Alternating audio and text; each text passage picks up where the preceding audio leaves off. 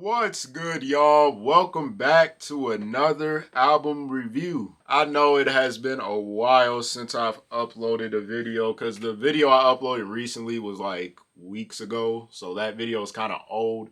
But I'm back in full effect. I'm trying to stay more active with the YouTube. Don't mind my hair. I literally just woke up and thought, let me just do a video. So if y'all haven't already read the title, today we are going to be doing Tribe Called Quest Midnight Marauders. Hopefully I said that right. This is Tribe Called Quest's third studio album released November 9th, 1993 by Jive Records. So this is basically just a re-review. If any OG subscribers know, I did this album review like years ago, but I'm re-reviewing it because I feel like why not? This was kind of an album I kind of scoffed on and want to get back into it. So without any further ado, man, let's get into this album review.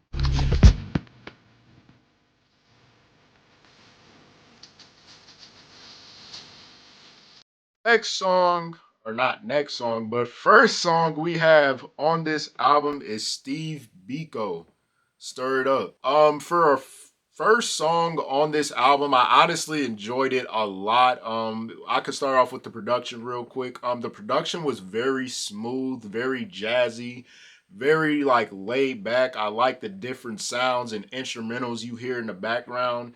It's just a very laid back production in general, and I feel like the B type was honestly pretty decent as well. Now, when we go off of lyrics, I'm not gonna sit up here and act like I know everybody that's in Tribe Called Quest. I only know one obvious person, and that is Q-Tip. I should have been a little more educated with who's in the group, obviously, but I just didn't have much time. But I thought everybody's rap performance, especially the first verse, was very, very good. He had a smooth flow. I love his rhyme patterns overall throughout this song. I like the anthem that this song brings in general, how they have the hook like represent, represent. Like I thought that was really nice. Q-Tip's part was honestly very smooth, very settled. He had a good rhyme pattern. Lyricism was definitely really good. I honestly like this song a lot. It's a very like chill song, like overall. So not much to really complain about. I think a very good start to the album. People give you ear, so I be sublime. It's enjoyable to know you in the concubines. Niggas, take off your coats. Ladies act like gems. Next song we got on here is a War Tour featuring True Goy the Dove. Hopefully I said that name right. I liked it this song too. It's arguably the best song in their entire catalog, if not the best song on this album, or at least most streamed or most viewed. But I like this song a lot. I think the production again was very settled, very smooth, had a good jazz feel to it. The beat type was honestly very good as well. This song was definitely lingering in my head pretty much all day yesterday and even a little bit today, so it's just like stuck in my head a little bit. But when we get into the lyricism, I really like Q-Tip's flow on here. I like his rhyme pattern and his storytelling throughout this song. I like the hook. The hook is pretty decent. The song overall I think is very, very acceptable. There really ain't much bad I can say about this. I think it's a very well put together song and arguably one of the better songs on this album, honestly. Went to Carville to get a milkshake. This honey ripped me off all my loot cakes. The car, oh yeah, there's money in my jacket. Next song we got on here is 8 Million Story. Starting off with the production. The production was honestly very, very good. It was really kind of in the background. It wasn't as loud, but I feel like it was again just a smooth track to play and not much to the production if I'm being honest, because I think the lyricism and the storytelling was just a little more important that I'm about to talk about next. So when we break down the lyricism, obviously I think the title alone explains what this song is really about, and it's just a bunch of stories in one. Now is it 8 million stories exactly? No, that would I mean, this song would literally have to be like a whole hour long of just stories, but obviously he breaks it down in a small fracture of each part, which I thought was pretty unique. And I think it's a pretty good quality song. Now, it's not a song I would probably listen to all the time. It's not like that kind of song that you could just play, but I do think it's well put together. I think the title alone just speaks for itself to an extent. So, yeah, very enjoyable song though. I be hating sucker MCs and the sucker niggas, posing like they hard when we know they damn card. What you figure? Round wise, I Next song we got on here is Sucker. I'm pretty sure y'all know the rest of the line. I enjoyed this song probably more than many other people. When we talk about the production isn't nothing crazy. It's a very laid, smooth, jazzy feel to it, which I feel like all their productions are very jazzy, hip hop oriented. But like this is more like laid back than probably the other tracks that I just mentioned. So overall, I feel like it's okay. But when we talk about the lyricism, I love the lyricism of Q-Tip on this song. I like how he just explains what a sucker, you know, what it's about and what defines them. And I think he explained it very well. He broke it down. The context is there. I feel like the title alone speaks for itself when he's talking about what he's talking about. So I honestly like this song just due to it being kind of another part of a song that I like on somebody else's album. And once we get to that album, I'll obviously mention it. I'm not gonna mention it right now, but if you know, you know. But I think this is a good, pretty quality song. It's not a song I would listen to often, but I do think it's one of the more underrated songs on this album for sure. rhyme. See, Jake be getting early when the sun get dark. He be coming out for heads, but you don't let me start. There's activities aplenty and Next song we got on here is Midnight featuring Ralph Shadik. Hopefully I said his name right.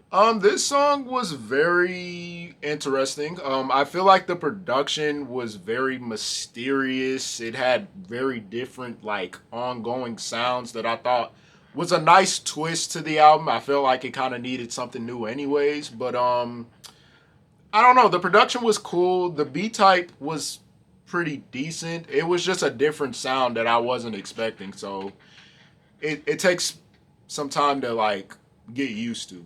And then when we talk about lyricism, I think his lyrics, or Q-Tip's lyrics, was honestly very good. I feel like the feature, for the most part, was okay. It wasn't really like nothing that was that impressive, but I do appreciate Q-Tip's performance on here. I think he had a steady flow. I think the context was definitely really good throughout this song.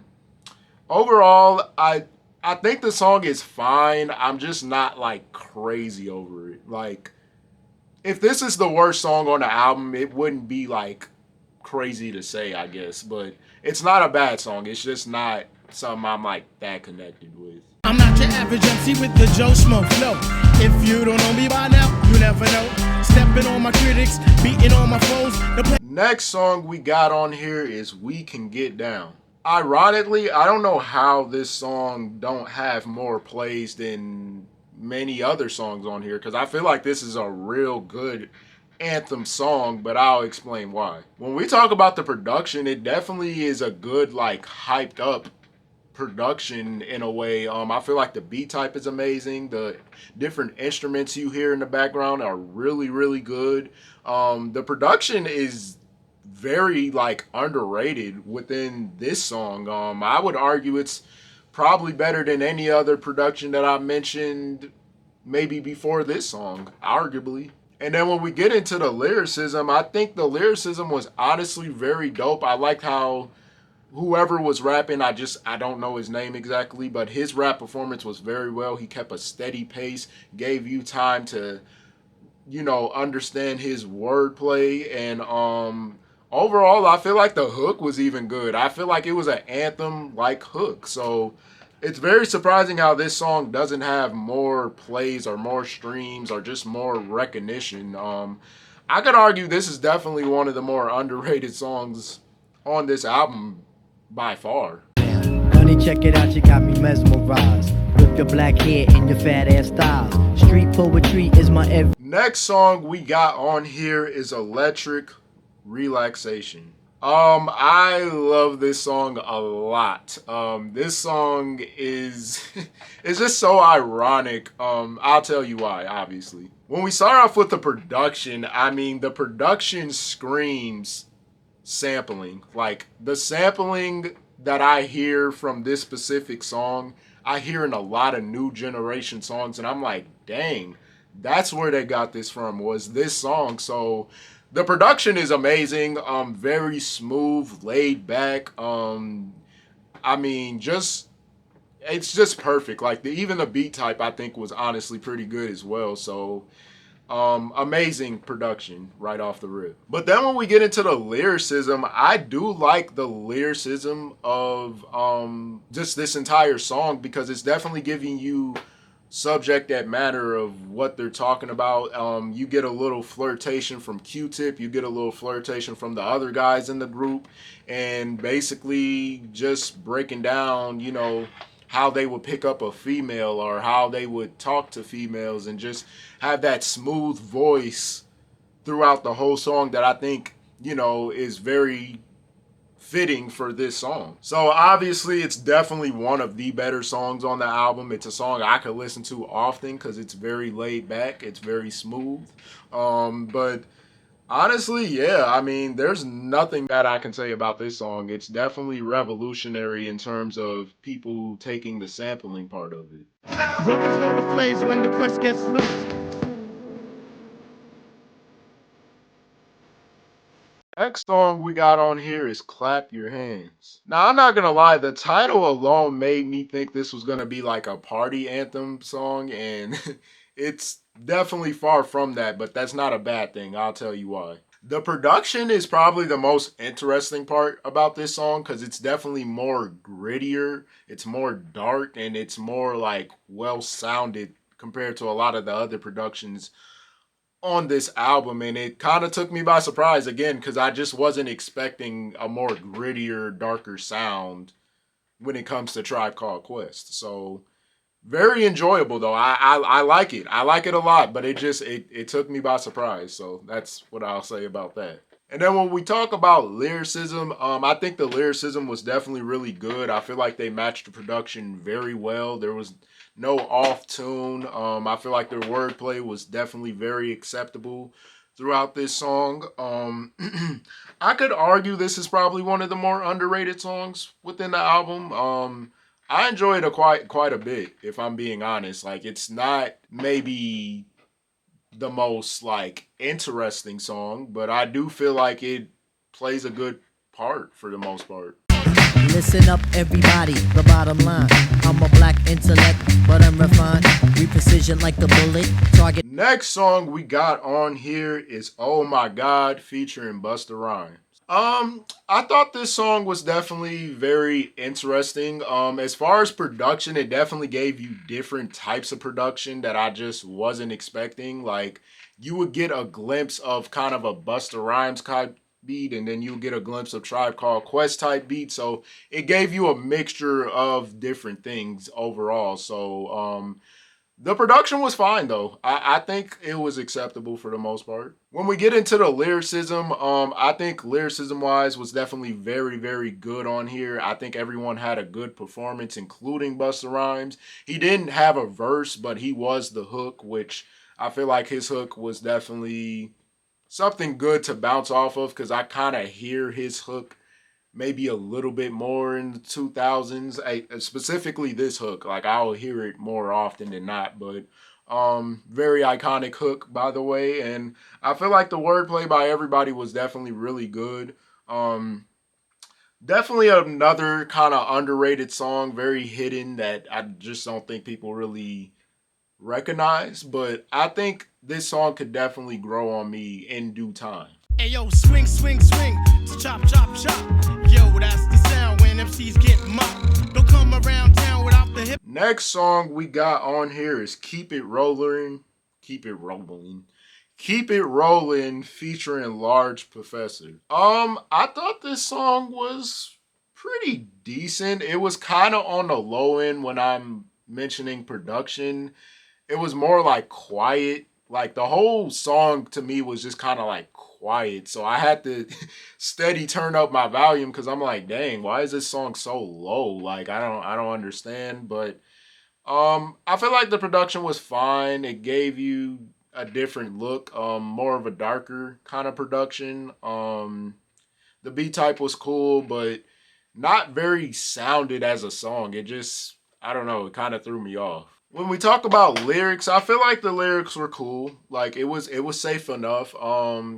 There wasn't really nothing about this song that was like, I don't know, like something to pay attention to. Like it just didn't give me that type of vibe. So I was kind of listening to the songs and I'm like, I mean, it works, but like I'm just not like the craziest fan over this one because I just feel like it's so boring compared to a lot of other songs on here, if I'm being honest. Damn, Fife, you got fat. Yeah, I know it looks pathetic. Ali Shaheed Muhammad got me doing calisthenics. Needless to say, boy. Next song we got on here is The Chase Part 2. Now, I'm going to just remind y'all, I have not listened to Part 1. I'm guessing that's on the Low End Theory album. Maybe. I'm not sure. I haven't even listened to that album yet.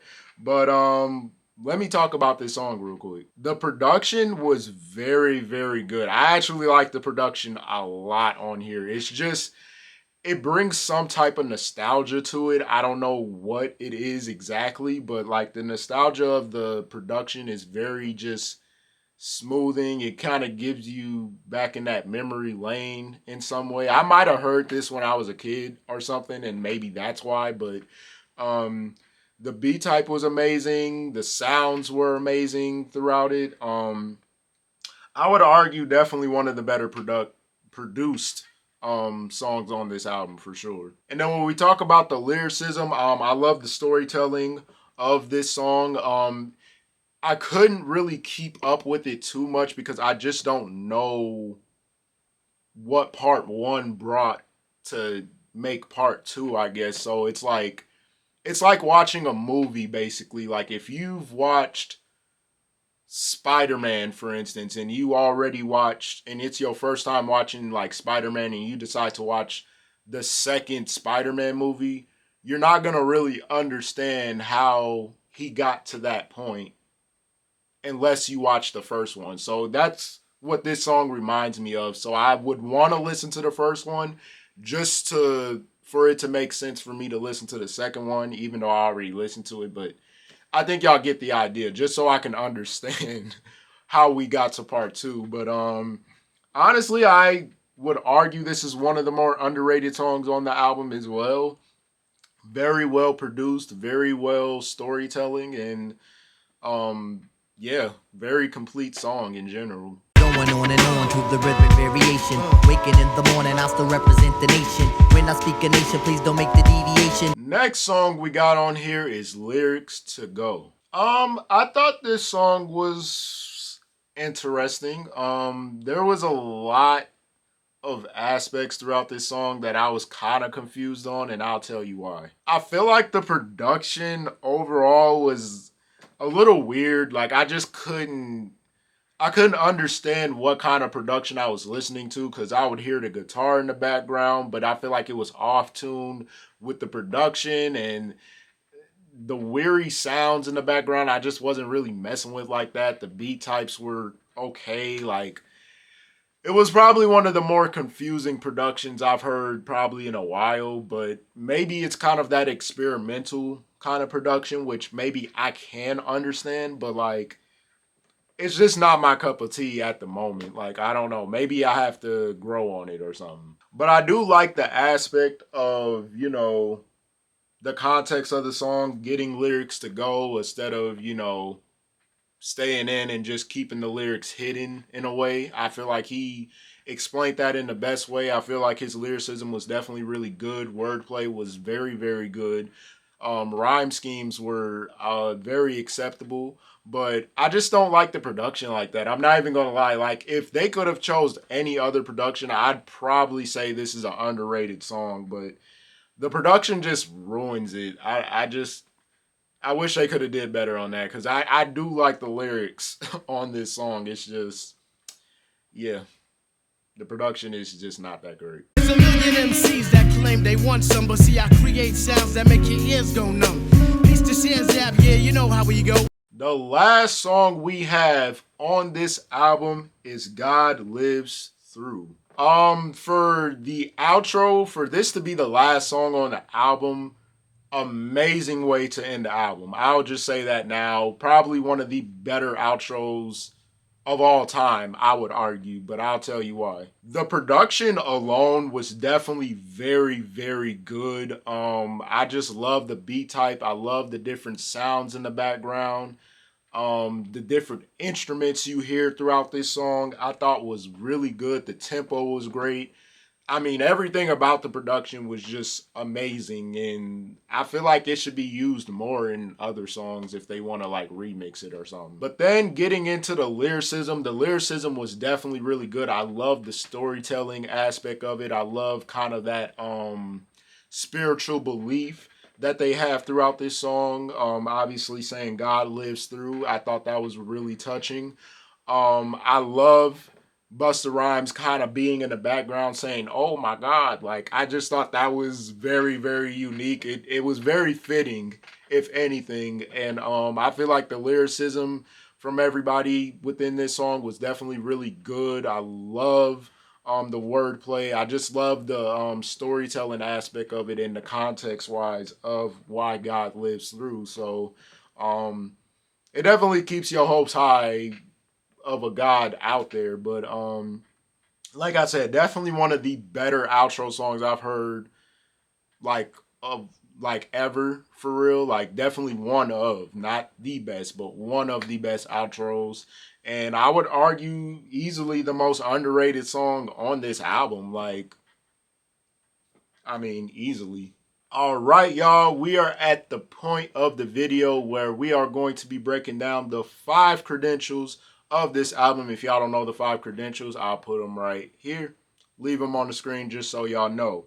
But the first credential we are going to talk about is production. The production on this album was surprisingly good, and I only say surprisingly because I feel like a lot of the production from the early 90s are a little bit, you know, janky and not high quality and just, I don't know, just not that great. But within this album, I was very impressed. Very good instruments in the background, giving you that jazz hip hop album feel to it. And I feel like they were ahead of their time when it came to the production, anyways. If I had to break it down and give it a 1 through 10, obviously 1 being bad and 10 being perfect, I'd give it a solid I give it a solid 9 out of 10. Like, I think to me, the way they were able to use different sounds and give you different aspects of the production, I thought was honestly very unique. And a lot of production today, you just don't hear that. You hear kind of the same, and they were able to give us something different every song. So I think a 9 out of 10 is very safe. Next up we got is features. I'm not like the biggest fan of the features only because half of the features I didn't even know like at all. The only feature I recognized was really Busta Rhymes, but his feature was literally just hooks. They weren't verses. So I don't really care for the features. I don't even really feel like they were needed because A Tribe Called Quest has 4 members. Arguably, or 5 members, 6 members. I can't remember exactly, but they didn't need features other than maybe Busta Rhymes. That's really about it. So if I had to give it really a 1 through 10, I mean, I could give it a good 6. Like, it's not terrible, but it's not all the way amazing neither. So 6 out of 10. Next one we got is rap performance. I think throughout this whole album, I never really complained about the rap performance at all. Everyone in the group had very good rhyme schemes, a very good flow, very good context that mattered to explain what they were talking about. So that means really just storytelling. And I mean, I can't really say nothing bad about the lyrics at all. So I'm honestly going to give it a 10 out of 10 easily. Next one we got is context. Context wise, they stayed on subject every song of the aspects. The storytelling was amazing. There was never a point of time where I felt like they were just talking about something else that didn't make sense. And not only that, I would argue this is a very educational album. Like, you will get aspects of how to talk to a girl, or you will get aspects of how to approach a bad situation. And I just feel like they broke it down to a T. So if I had to give the context a 1 through 10, I'm giving that a 10 out of 10 as well. It's very fitting. And last but not least, we got album cover. The album cover is very, very good, very iconic. As you see, there are some noticeable faces in the background. Like, I do see Ice-T, I do see Busta Rhymes. I can't recognize anybody else at the moment, but like, there's noticeable faces on the album cover. If I walked into a vinyl shop, I would easily pick this album up based on the album cover. It definitely looks very unique. It definitely grabs my attention right away, and very artistic, I will say. So if I'm giving it a 1 through 10, I'm definitely giving it a 10 out of 10. Very good album cover. All right, we are at the point of the video where I'm giving my final verdict of this album. And I am honestly going to give it a 9 out of 10. Um, yeah, I think the album was that good. And I don't know what I gave it years ago. I probably gave it a lower rating, but listening back to it now, it's definitely a 9 out of 10 album, and arguably, I could argue their best album, arguably. But that will conclude today's video. I hope y'all enjoyed. If y'all did, like, subscribe, and comment down below what other albums y'all want me to do. Also, click the link down in my description for all my social medias. But yeah, I'll catch y'all next time.